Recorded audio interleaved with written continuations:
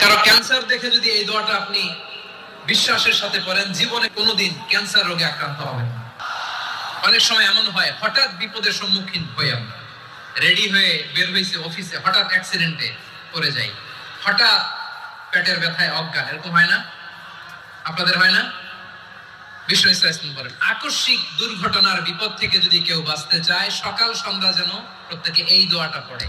সকালে যদি 3 বার পড়ে, সন্ধ্যা পর্যন্ত হঠাৎ বিপদ থেকে সে রক্ষা পাবে।